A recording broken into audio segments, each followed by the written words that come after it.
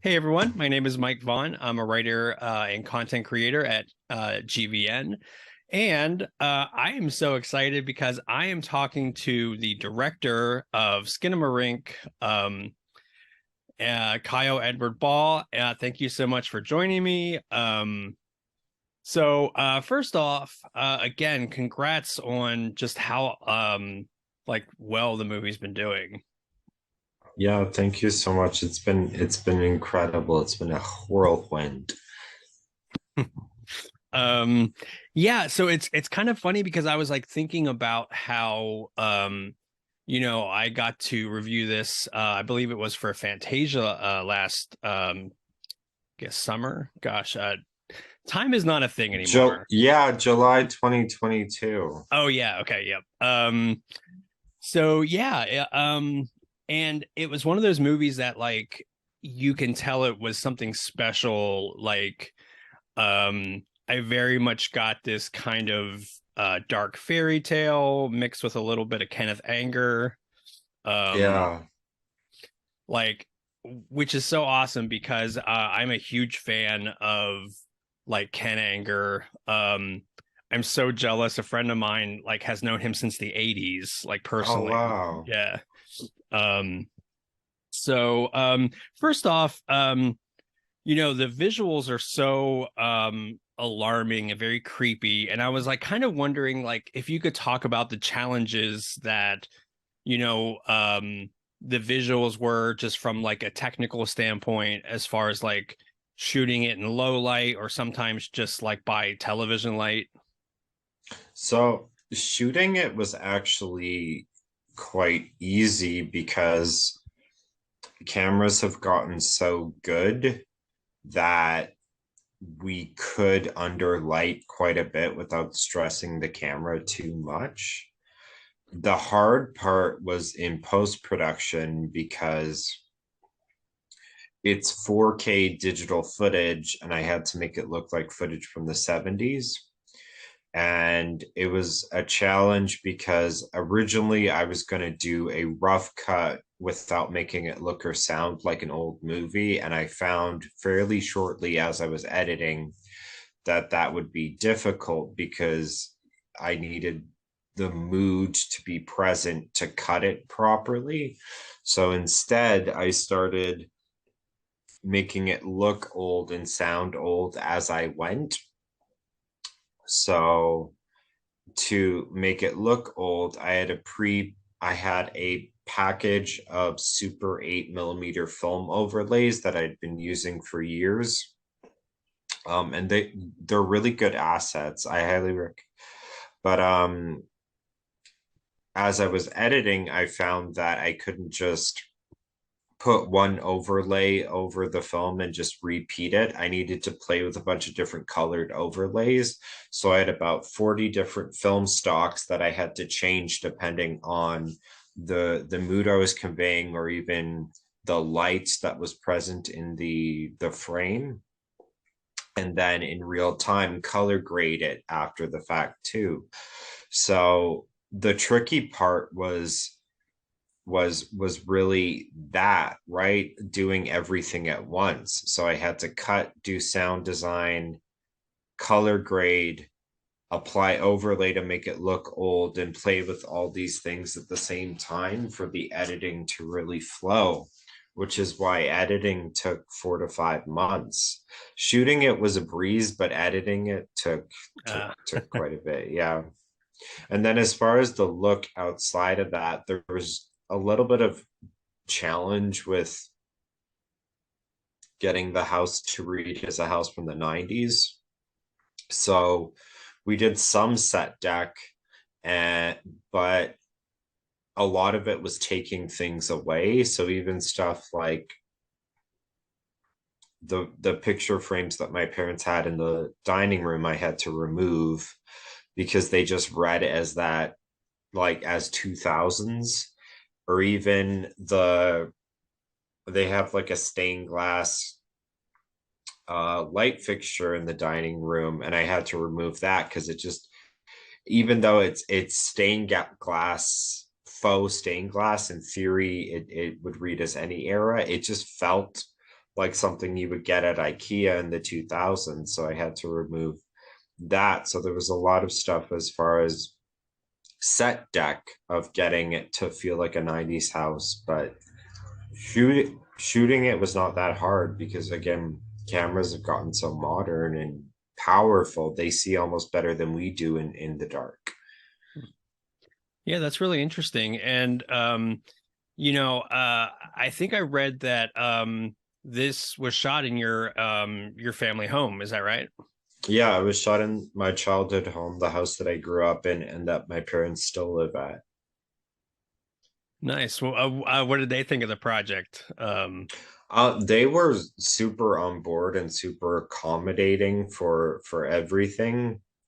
And I think seeing the movie blow up has been definitely a neat experience for them because like it's just neat, right? They're seeing their son slowly like have his dreams come true in real time, right? So that's been exciting. Now, speaking of like childhood, I'm like, this whole movie is about like, distilling that fear of being a kid, which I think you do perfectly. Like what were some of your childhood fears, if you don't mind my asking? Like what are Yeah. some of the stuff that really, I was afraid of the dark a lot as a kid, and I was afraid of other kids because the other kids were mean. Like I would say those were my two biggest fears. Yeah, I mean that's I feel like that's pretty classic. Like I feel like that's something a lot of people can relate to, and I think that's kind of what is so again impactful about this movie is I think it like really accentuates that, but in a way that just feels like I think I said this in my review initially that it's one of the movies that really feels like a dream. And I know that sounds very cliche, but there's like it's so hard to pull off like this kind of dream logic, just like a whole stream of consciousness put on film. Yeah, I wanted to play with the idea of I wanted the characters to respond to things relatively realistically, and I wanted them to talk and engage with each other in a realistic, almost Cassavetes-esque way. But I wanted the movie to feel like a little kid describing a dream they had, like we woke up and all the doors and windows were gone, and then we dad was gone, so we went downstairs and watched cartoons. And then I went upstairs, and then I came back downstairs, and then I heard a voice, and then there was a chair on the ceiling, and then this happened, and that like I wanted it to feel like a little kid describing a dream they had, and yeah. Hmm. Yeah, and I feel like that like totally nails it. Now when I was talking about the visuals, I wanted to also kind of move to like the amazing sound design. Um, and I was wondering if you can talk more about like kind of what went into like designing the very unsettling sound of the film. Yeah, so we recorded all the dialogue as ADR, so just microphone to voice versus recording it when we were shooting. And then um, once I got to editing, I found a library of old sound effects from the 50s and 60s that were up for public domain. So that was kind of a treasure trove that I stumbled upon. And then as far as making it sound old, I spoke with my friend Tom, who is kind of an audio guy, about how to make it sound really tinny and old. So he helped me set up a series of presets to make the audio clips sound old. And then as far as the bed of the audio for each scene, I have hiss and hum, so a hiss track and a hum track. Mm. And for each shot, I would use it as kind of room tone. So if I wanted to imply, oh, time, it's a few hours later, or we're in a different mood, I would different room. I would literally use it as room tone and just play with that instead of actual room tone to indicate time has elapsed or setting has elapsed. And that took up a lot of time too. I would say I may have spent as much time actual cutting or getting the look as I did for audio. Wow. And I also believe I read that this was like done in about a week. Is that right? As far as shooting goes? Yeah, we shot it in 7 days, 8 days if you count the camera test. Hmm. Nice. Mhm. Um, yeah, and again, I think I read that it was like a $15,000 budget, which I think's really incredible. And this kind of segues into like a larger thing that I think is really interesting that I'd love to get your input on. I'm kind of seeing this like indie boom of horror movies, kind of akin to like the 90s when we had the explosion of these like amazing indie directors. Um, what do you think about the, like this sudden like surge of these indie horror movies? And of course you're a part of that, like really kind of taking off and going kind of mainstream. Yeah, so I think it's so during the 80s, towards the end, as far as not horror movies but just mainstream movies, people had gotten kind of sick of seeing hyper processed stuff over and over again. So the age of sequels and remakes and this and that. And then in the early 90s, we had the indie Sundance explosion, right? And then we had years of cool movies again.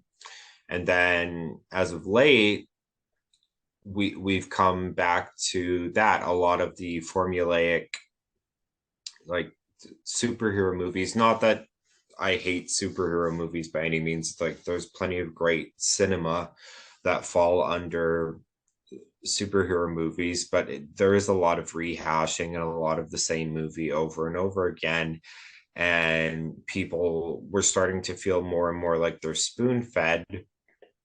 And so we've had an indie resurgence, I think, again in the horror sphere because horror lends itself to the indie world so well. So, yeah. Yeah. Yeah, exactly. And I kind of love how we're also in this time where, these really talented like genre directors like James Wan and Anna Wingard are getting kind of like recognized and getting chances to make like tentpole films. Mhm. So if you were given a blank check to Mhm. make anything you wanted, like what would your dream project be? Um, I probably would still make a relatively small movie because I don't want to make a big budget movie. I want to make little movies because I think they're scarier and I think they're funner to work on.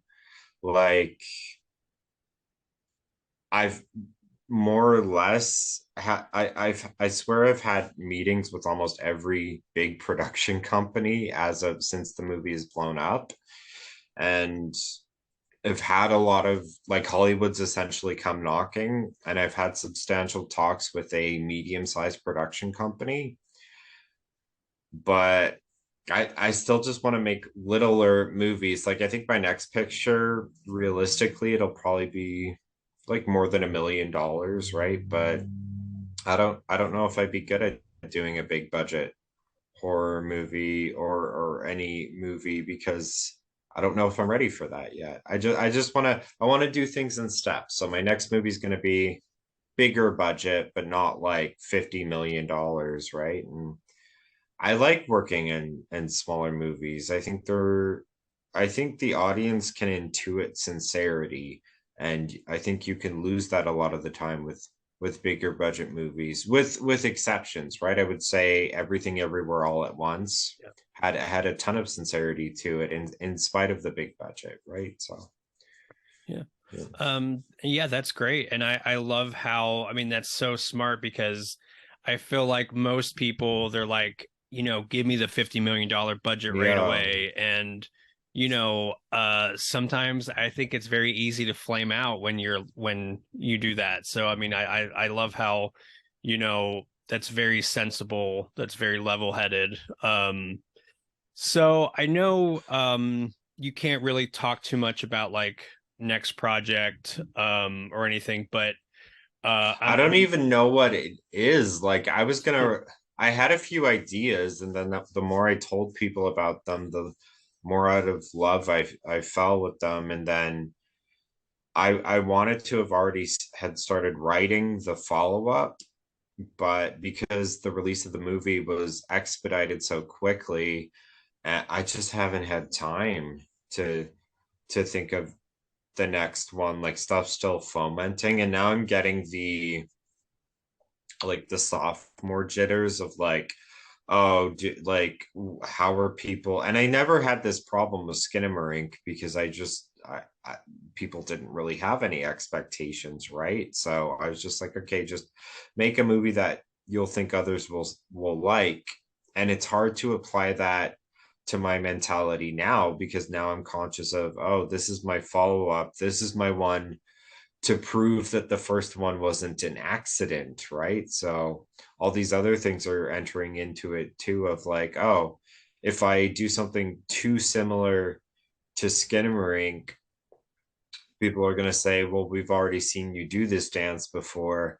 And if I do something too different, I'm afraid people will say, well, we liked you for the voice you had in the first one. So, and I know this is an incredibly privileged thing to say, right? Like, I still think I, I don't think it's any stretch to say I might be the luckiest filmmaker alive at this very moment, but that's how I feel.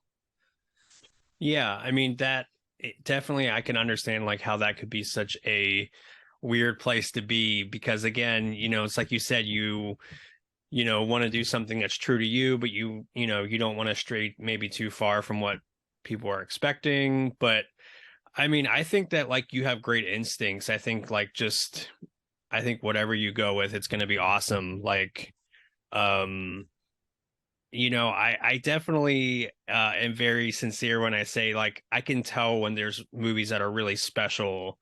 And as soon as I saw your film, I was like, this is awesome. I got to get in touch with this guy. I got to like pick his brain a little bit.